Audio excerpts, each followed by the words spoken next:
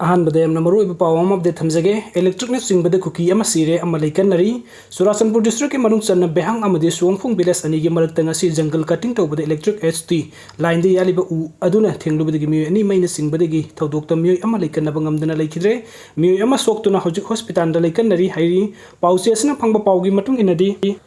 लाइबक थिबा थौदोक अदुदा लेखिद्रे मियो अदुगी ममिंग थंगतुंग तुंग अपोप जेनगाइनियं कौई अदुगा सोक्तुना हौजिक community health centre सिंहाट लेकनरी मियो अदुगी ममिंगना रामुंग थांग अपोप खमखरलम कौई मखोई अनिमक सोंगफुंग village तगिनी थौदोक दो हेक थोक खिबगा मखोई अनिबो लेकननबा अतोप मियो सिंगना हॉस्पिटल तमना पुरकनबा होनबदे मियो अमा अदु लंबीदा लेखिदबनी हाइरी अदुगा मथंग अपडेट असना कुकी सिंगना सिंथक्तगी बोम काप थरक्तुना तंपाक के मफम कयादा अकनबा मोंगदा लांदारखरे बोम काप थरकनबा होनबदा सोइबदगी पोखाइजबदा कुकी मरी सिरंबा याई खुनगाकपा कुकी मिलिटेंट सिंगना खमेलो के मनिंग थंगबा सिंगसांग परिंगदगी मनिंग अमदी ममांग थंगबा सरुकता लैबा मैतै खुलसिंगदा पाक सन्ना बोम अमदी नोंमै सिजन दुना लांदारगले कुकी सिंगी मरक्ता बोम कापनबा होनबदा सोइबदगी पोखाइजबदा मफम अदुदा कुकी मरी सिरंबा याई हाइरी ngarang numidag pung mapan khara helakpadagi khamelok singgi nongsup thangba pukhau naharuk mamangda leiba samsang kuki khulganak leiriba ramchandra chindul gi tongan tongan mafam singdagi maitai khultamna bom amadi nongmai kaya kap tharakre kuki militant singna maitai tamna bom kapna na honabada kuki singi marak tok pokhaiba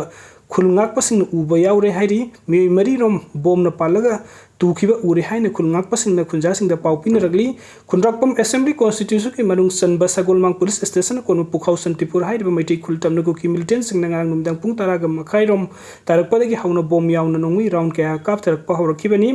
ngasi ayuk pung manga taramdaida मैटै खुलतमना bom amadi nongmai yauna Akanba Maongda chathareki attack adu hojik phawba kuki singna leptana bom kap tharagli thaudok asida asok apan yawgi paudi phangba ngamdri atopa paugi likun amada ngarang numdang pung tararom tarakpa adwaidagi cycle maikadagi kuki khulai paiba kaya singthaktagi kumtharakpadagi Assam Rifles ki maikadagi kuki khulai paiba sing adu takthoknaba honabada AR gi maikadagi nongmai round kaya kapthokhi maduda kuki khulai paiba sing nasu halaktuna maikai ani da khut thokna ki hairi amoromda mafam adu Assam Rifles ki taraga taruk suba taraga nipan kunga nithoi amadi kunga nipan suba campaign sing laina matau karamna kuki militant sing na mitai khultamna nongmai kaptharakli bno haiba kunja sing na angakpa oinari panbe abadi lamdam adamgi miyam ga loina pangthokiba soba mifam amada Assam Rifles ki IG laktuna miyam ga wari sanaba adu da nongmai makhon tahallaroi kuki sing themjindna phaba lambi da puraknaba hotnarage haibu wafam kaya phongdok lamkibani adubu marugi onna taina bada ngarang dagi hojik phaba kuki militant sing na bom yauna nongmai round kaya leptana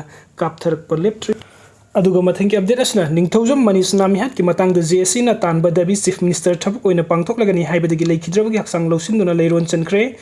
हौखिबा February 3 की नुंथिन पुंग अमागा मखाइरोम ताबा मतमदे Imphal east district की Andro केंद्रगी मफौदाम police ना कोनबा इथम मोइरांग पुरेन की टुमुरुक लेंगoi पेखफम दकु की मिलिटेंट सिंगना बम कापसिलतुन अकन मोंगद लांदारक मतुंग द खुलंगाक खुंजा सिंगना हंदुना नोंगoi कापनबगी थौदोक्ता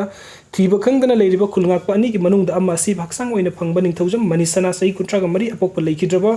जिला ngamba कवि इम्फाल वेस्ट के संगाइथेन मनिंग लेकाई देगिनी मिसी एसी की मतंग द सेम किबा joint action committee against brutal murder of Ningthoujam Manisana सिंहाना of Sangaithet village volunteer at Itham village on 8 February 2024 koba JSC na tanba demand sing chief minister and birena leikhidrabagi lana thoram mamang da thabuk oina pangthokani haibagi thajaba pibadagi asi bhaksang asi lausin khre ngarang nungthin pung ani taba matamda misi asi ki matang da apunbagi oiba mifam ama pangthoki mifam adu tongan mafam dagi lakpa CSO sing amati organization ga loinana sangaithen apunbagi oiba JSC ama semki loinana maru oiba resolution sing loki committee adugi convener oina laichon bom bimol mitai bu convener ko convener oina kakiem paibum bala samjat chabam padma के मनीहल देवी के ngो सिंहा खन की adviser ओइना M Shekhar Meitei अमदी थोक्सम गंभीर सिंह बुखन की जेसिन लौखिबा resolution Singh